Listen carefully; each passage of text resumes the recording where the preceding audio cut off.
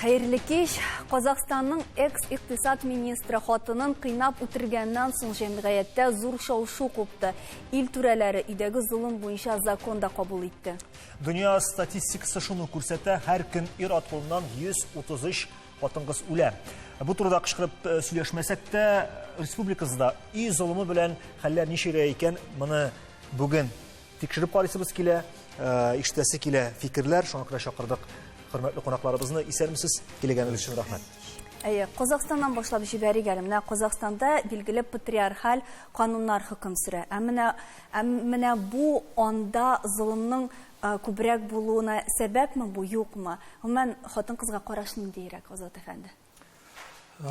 Беренчедән, әлбәттә инде бу зур фаҗига турында сүз бара. Гомумән Казакстанда статистика буенча елына 80-гә якын хатын-кыз халык була, шул ниләрдән, шул зулымнан халык була. Ләкин монда нәрсә әйтергә кирәк? Казакстан ул зур ил, зур дәүләт, көньяк аңда бер төрле традициялар анда, әйтик, традицион җәмгыять дип әйтердек, төньякны ул инде Россиягә якынрак, анда рус халкы да бик күп яши, шуңа күрә ул европлашкан, шуңа күрә монда бер төрле казак халкы, бер төрле дип әйтеп булмый, ул төрле. Алайда бу айрым очракмы, я булмаса бу анда гаиләләрдә очрый торган әйбер? Юк, бу закон кабул иткәч, демәк бу зур мәсьәлә, зур проблема. Демәк, аны әйтмәсәләр дә, чөнки монда бит икенче мәсьәлә бар. Менә уят дигән традиция бар. Аларда да бездәге кебек уят дип әйтәләр. Уят күп нәрсә турында әйтергә ярамый. Әйтик, хәтта үз әти-әнисенә әйтергә ярамый. Туганнарына әйтергә ярамый. Никадәр авыр булса да, шуңа күрә менә бу мисалда да менә Куандык әфәнде Бишембаев мәсьәләсендә дә, мисалында да без күрдек, аның хатыны ахырга кадәр әйтмичә калды. Хәтта аны көн сайын кыйнап, үтергәнче кыйнаган булса да. Бу традициялар бар, һәм алар бик нык камачаулый, һәм алар ислам дине белән бәйле түгел, әлбәттә. Инде бу гореф-гадәт, бу халыкны электән килгән традициялар. Менә шулар камачаулый. Бу мәсьәлә турында хәзерге вакытта да бу беренче тапкыр ул мисал, аны ачыктан-ачык әйтүе, аның менә бу хөкемнең бөтен процессын бөтен ниләргә тапшыру турыдан-туры эфирда тапшыру, демәк, бу казак халкының беренче адымы бу мәсьәләне хәл итәргә. Аннан соң персонадан да тора, шушы персона аның статусыннан чыгып, бу тагы зур резонанска китерде, әйме? Бәлки әле тагын күпме дәвам иткән булыр иде, шундый персонага бәйле булмаса, шулаймы? Әлбәттә, монда кеше, чөнки ул бит инде төрмәдә дә утырып чыккан кеше, ул бит монда бер кем өчен дә сер түгел, ул Нурсултан Назарбаевның президентның яраткан бер кешесе. Шуңа күрә күп кенә аның элек эшләгән җинаятләр ул гафу ителде аңарга, ләкин бу инде, демәк, аны бер вакытта туктатмасан, ул алга да башлай барачак. Җәмгыятендә җыелып килгән берне кадәр нәфрәтен дә күрсәтте. Дин дидегез, Рөстәм хәзрәт, мөмкин булса сезгә сорау, чыннан да нигәдер дөньяда бар шундый стереотип, менә бу ир-ат баш булганлыктан, әлбәттә инде безнең ислам диненең иң беренчел традициясе булганлыктан, күбрәк менә шушы мөселман дөньясы халкыннан күрәләр, гаеплиләр, хәлбуки ислам дине моның алай түгеллеген инде ачыктан-ачык трансляциялый.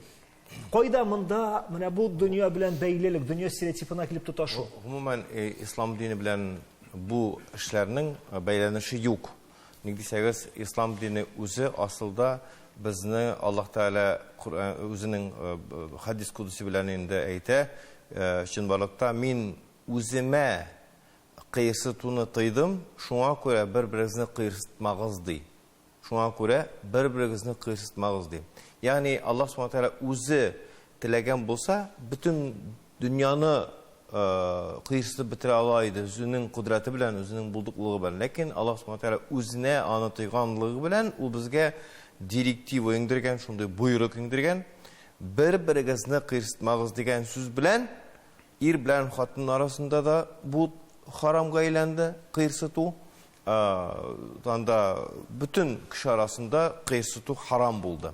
Алай булса да, менә карагыз, бу очракка кире әйләнеп кайтсак, Казакстан аласыз сез анда, Үзбәкстан, Кыргызстан, менә бу илләрне күз алдына китергәндә, шул ук Кавказ килеп баса безнең күз алдына, име анда бит инде яшерен батырын түгел, хатын-кызга караш үзегә, анда таләпләр дә нык куела хатын-кызга, аның анда хатын-кызлар вакытында туктыда белә ул. Рәхим итегез, Хатын-кызга килгәндә бер мәсьәләне әйтәсем килә. Менә ул стереотипларны bir кендәгенә барлыкка китермәделәр. Мөселман халыкларын кыргый итеп күрсәтү сәясәте аңа инде 100 ел артык. Иң әзе дигәндә 100 ел артык. Шуңа күрә мөселман халыкларына ассызыклап әйтелеп, bütün ишәкне мөселман халыклары өстенә салу сәясәте барды галәми яктан, дөнья күләме яктан. Мондый ук преступлениены, мондый ук җинаятны башка дин вәкилләре булган итальяннар, испаннар да ул һәр көн үтәлсә дә, аның ул дингә мөнәсәбәтенә фокус ясап сөйләмиләр. Католик моны эшләгән дип әйтмиләр, башка протестант моны эшләгән дип әйтмиләр. Әйтәләр, с кем не бывает, начар кешеләр милләтнең, җинаятның милләте юк диләр. Тигеләй булай, әнә Австралиядә бит ул мөселман түгел булып чыкты.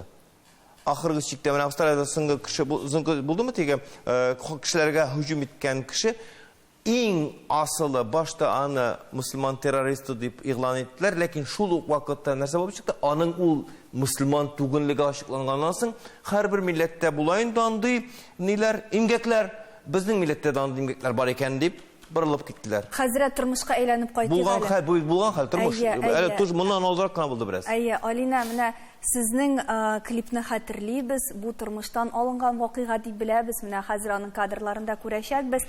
Әмма күп очракта кул күтәрүче иратны түгел, киресенчә хатын-кызны, корбанны гаепләргә тырышалар. Хәтта корбан нәрсә эшләгән соң аңа ире анда ират кул күтәрмәсен өчен дигән сүзләр дә яңгырый, тышкыч сүзләр, име. Менә корбан гаепле була аламы гомумән, менә кул күтәргән очракта корбан гаепле була аламы? Бу клипны төшергәннән соң миңа күп хатын-кызлар язды. Менә минем дә шулай булды, мин чыгып киттем, шулай дип яздылар. Әлбәттә инде миңа андый ир белән хәзерге вакытта яшәп ятучылар, менә мине ул кыйный, мин аның белән яшим әле дип язучы булмады. Мин чыгып киттем, минем дә нәкъ шундый ситуация булды дип яздылар. Чөнки ирендә пароле бар ул телефонның хатынның, әйме? Күрергә әлеге хәбәрне. Миңа шулай дип яздылар, әйме? Менә шушы әйбер. Теләктәшлек, миңа беләсезме юк, кешеләр ул вакытта миңа берничә кеше генә әйтте, нигә аның үз йорты булмаган, нишләп аның баласы белән үзенә ире йорт калдырырга тиеш, яисә анда үзе чыгып китергә тиеш, идән шундый сүзләр бер-ике кеше генә әйтте, миңа булмады. Әмма мине беләсезме нәрсә шаккаттырды, күптән түгел генә булган хәл безнең шул ук эстрада артисты белән, эстрада артисты хәтта видеода куйды, салмыш ират бит инде ишектән Эльмира Нагыймова дип әйтик әле без аны бу сүзләр мине чыкмады. Мин ул видеоны күрдем. Нигә ул бит инде социаль челтәрләргә чыгарган әйбер, без аны рәхәтләнеп авыз тутырып әйтә алабыз. Инде куркыныч беләсезме нәрсә, минемчә. Менә шушы видеоны мин дә күрдем, сез дә күрдегез бит инде, әйме? Исерек ират нәрсә генә эшләмәс. Шулай бит инде. Әгәр дә ул ишекне шулай итеп итә икән инде, без бит белмибез, аңар өчен нәрсә булган, бит видеога төшермәде. Иң куркынычы хатын-кызларның шушы әйбергә реакциясе булды минем өчен. Нинди булды? Менә әйтмешлек, әфәнде әйтмешлек күрше, авылда юла бит инде ул, безнең миңа бер танышым әйткән, нәрсәсе бар инде аның? Минем әти белән әни гомер буе сугышты, ялына бикләнәләр иде, сугышалар иде. Ничек хатын-кыз белән ират сугышала икән ул? Дип уйлыйм менә. Ничек? Ул мастер спорты булырга тиеш бит инде хатын-кыз ират белән сугышырга, минемчә. Һәм димәк хатын-кызлар Эльмирага теләктәшлек белдермәде бу вакытта. Яшьләр түгел, улы апалар Эльмирага теләктәшлек белдермәделәр. Менә шунысы мине иң куркытканы булды.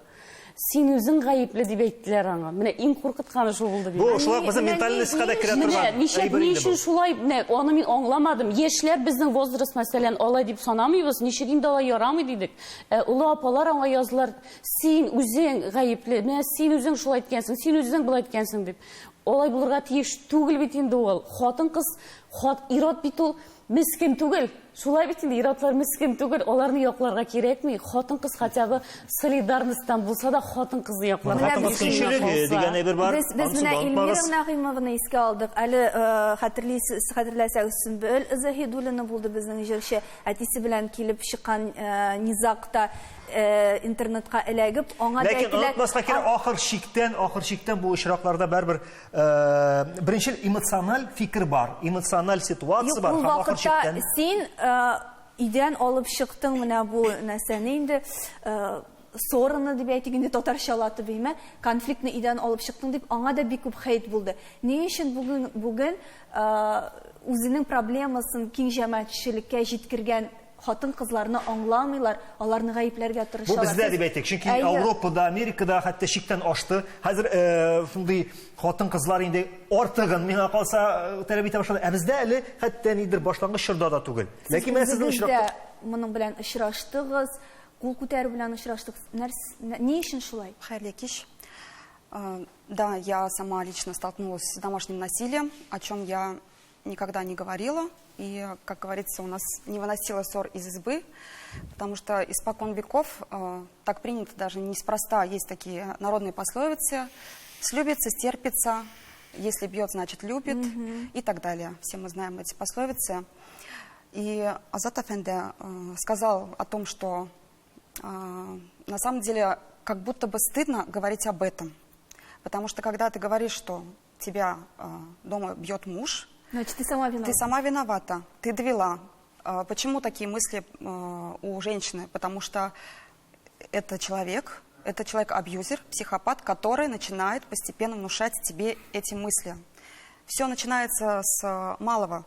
Вначале с вопросов: ты где, ты с кем, почему ты опоздала. Начинаются придирки к любому поводу. Все это в дальнейшем, если человек уже имеет такие, склонности, у него это уже переходит в рукоприкладство. Бу турыда игілі біз рекламдан соң сөйлешіп давам етербіз. Чөнки нәкті шу орында біздің көп сұраулар барлыққа келді. Бізден айырылмаңыз.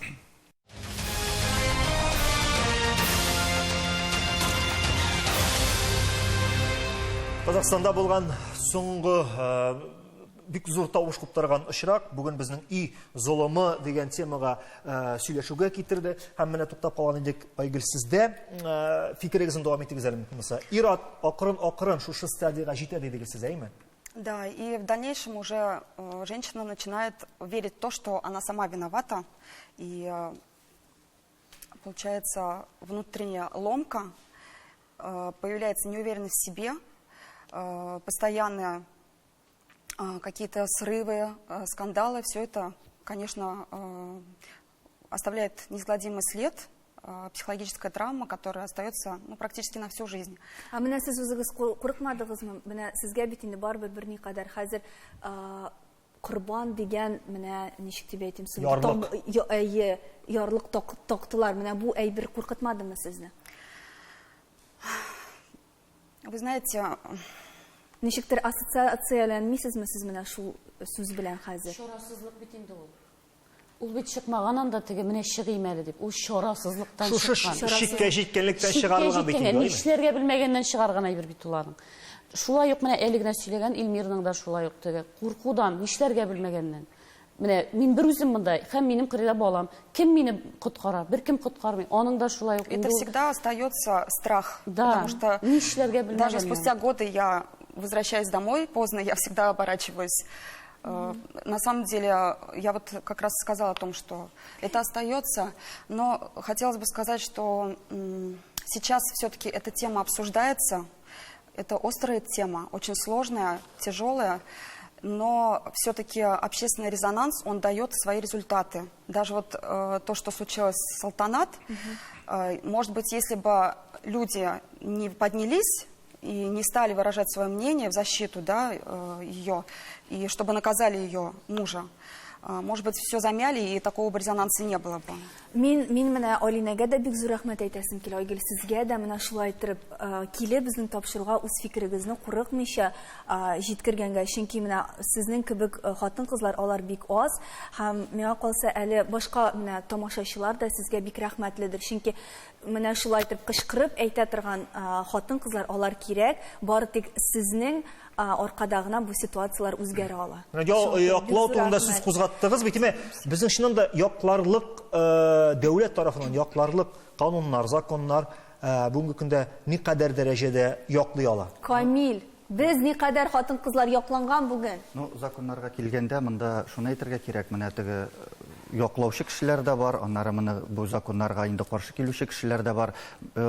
Төгәл генә әйткәндә, закон бар, закон ул эшли һәм һәр анда 4-5 ел сайын бу законга үзгәртмәләр кертеп торалар. Минем монда инде әйтәсем килә, менә сезнең сорауга, менә монда ике төрле безнең категория бар. Беренчесе ул бит инде зыян күрүче кеше, менә әйтеп кителде, икенчесе зыян күрсәтүче кеше. Күп вакытта менә монда зыян күрсәтүче кеше турында сүз алып бара. И ул законда да күбрәк язылган. Ләкин менә 2019 елда законга керткән үзгәртмәләрдә анда зыян күрүче кеше турында да күп язылган. Монда инде ул әлбәттә теге административ яклары да бар, моның уголов кодекс яклары да бар, ләкин монда иң төп төгәл сүз ул менә ярдәм итү аларга.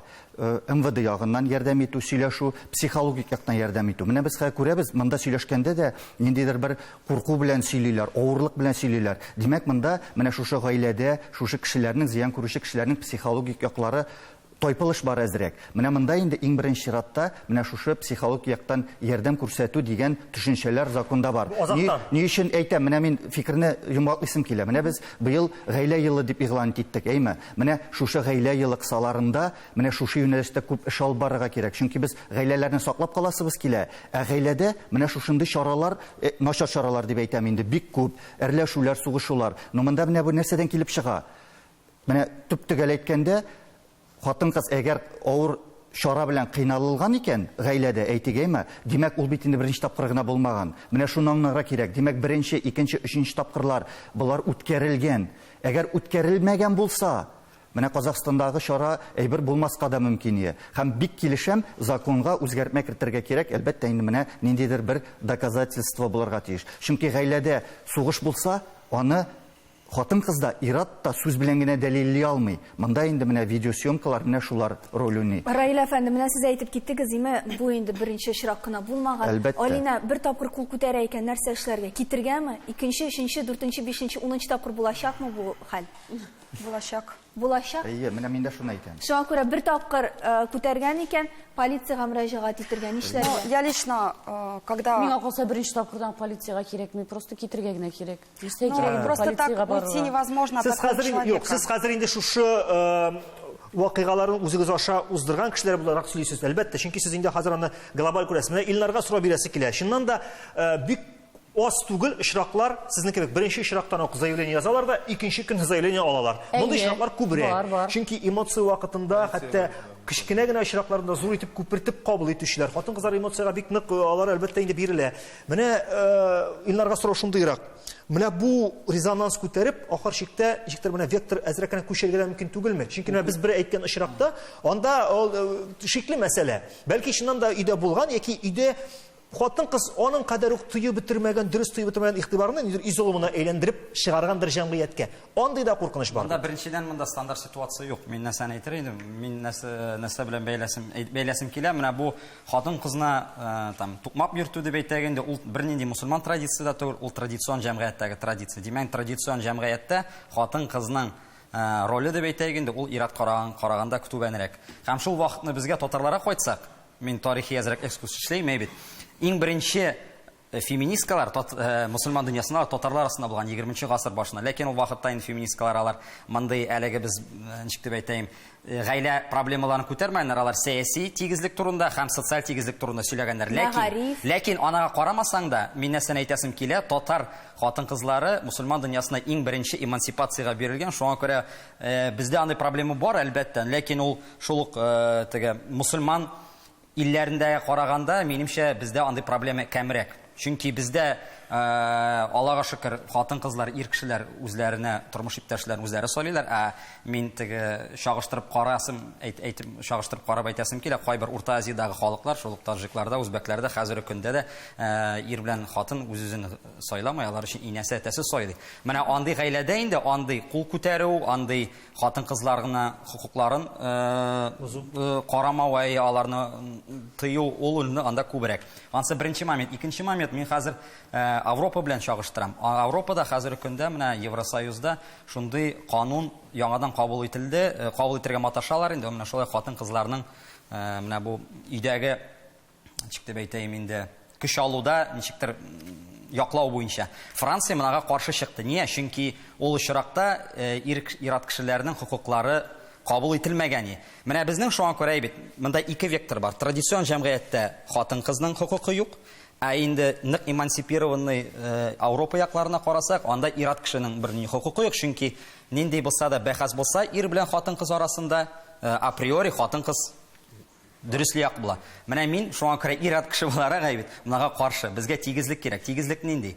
Ир-ат кеше кулын күтәрә икән, бу әлеге булган Рәсәйдәге кануннарга каршылыклы, чөнки син ир-ат кешегә дә, хатын-кызга да кул күтәрергә тиеш түгелсең. Ул вакытны полициягә барырга кирәк. Менә тагын әйтәсем килә, полициягә барасы килмәй икән хатын-кызның. Әйберен ала да чыгып китә. Ул инде ятим бала булмаса, аның әнисе, әтисе булса, ул чыгып китә ала. Монда бер проблемасы юк. Инде менә Казахстанны алсак әйбит, мин тоже әйтер идем. Монда күбрәк сәяси, социаль проблема. Нигә? Чөнки бу салтанатны үтергән ир-ат кеше, ул элек президентның якын кешесе булган, зур түрә булган. Шуңа күрә аны бу хатын-кызны нигә якламаганнар бу ресторанны? Чөнки курыкканнар. Хәзер аның басымы булыр, хәзер полиция килер дә бу салтанатны яклаучыларны наоборот гаепле итерләр дип. Шуңа күрә мин монда хатын-кыз гаилә проблемасы дип күрмәсем, монда мин күбрәк кануннар проблемасы дип күрәм. Безгә мөмкинлек бирегез әйтергә. Без синең белән килешмибез, чөнки менә бу абьюзер ул үзенең корбанын әзерли моңа. Беренче тапкыр ул сән кул күтәрә икән, ул килеп беләсезме ничек гафу үтенә? Кидается в ноги, просит прощения, умоляет и говорит, что такого больше не повторится никогда. Икенче тапкыр ул килә, ул синнән инде әзрәк гафу үтенә, әмма барыбер тегә әле үзенең гаибен таный. Өченче тапкыр. Бишенче тапкыр барга кирәкме инде? Ул гафу да үтенми, ул моның нормаль икәнен, ул нормаль күренешкә әйләнә. Һәм хатын-кыз шуңа хатын-кызны өченче тапкыр. Ияләшә ул. Если ул сугады, гафу үтенми икән, ну син нәрсәгә булай да калмыйсың дип монда бишенче тапкыр. Син башында Луиза, сорауга җавап бар Рөстәм хәзрәттә. Бу киресенчә сорау бар. Яңа сорау, яңа мәсьәлә ачыла. Безнең илдәге вазгыятны алабыз. Без һәр вакыт Урта Азиягә китәбез, яки Европага китәбез. Безнең илдә хәзерге кыйналган хатыннарның күпме өлеше көчләп кияүгә бирелгән ата-анасы белән тарафыннан. Күпме өлеше? Нинди өлеше? Какой процент тех, кого выдали замуж родители насильно, среди тех, кого избили? Вот интересный сорок, да ведь? Это без статистика бар? Ул кызык бит, миндә юк. Кызык менә, миңа кызык булып китте. Менә әйтәбез бит, менә мусульман илләрендә хана дибез. Алар көчләп бирәләр. Хәзрәт, 1 минут вакыт калды. Дин ягыннан без ничек якланган? Безгә тиргә ярый. Дин ягыннан ир кешеләр хатын-кызда якланган Аллаһ Тәгалә тыю белән, харам булу белән. Беренчедән, әгәр дә ул харамны сакламый икән, никахлашканчы ук, иләнешкәнче ук килешү төзегез.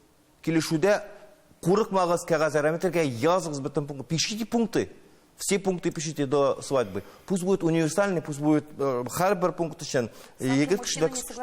Но смотрите, вы так не говорите за всех, потому что это ошибочно. Килешү дөресул. Бу тәртипне белмәгәннән, законны белмәгәннән килеп чыга. Бик яхшы. Күрә законны белергә кирәк. Килешү нереально. Почему? Вот, видите, мусульман илләрендә имеш эшләп бирәләр начар. Безнең илдә ничә проценты мусульман илләрендә әйтмәсәк, традицион җәмгыятьләрдә шулай. Кишләп кем ничә проценты кыйналганнарның кишләп биргән? Минемчә 0. Хәзер бит уже 100 ел әти-әнисе кишләп кияүгә бирми. Рәсәйдә югалый. Бу теманы күтәргәндә сугышмыйча тәмамлавыбыз программаны инде зур нәтиҗә. Шуңа бик зур рәхмәт, вакыт тамам кызганычка каршы. Саубуллашабыз, зур рәхмәт әйтеп, һәм кемдер фикер әйтеп бетермәгән икән, гафу итегез, вакыт шикле иде. Ләкин зур бер теманы күтәреп җибәрүебез инде бер зур җиңү бар бердә. Хатын кызга ир-атлар кул күтәрмәсен дигән теләктә сау булышабыз.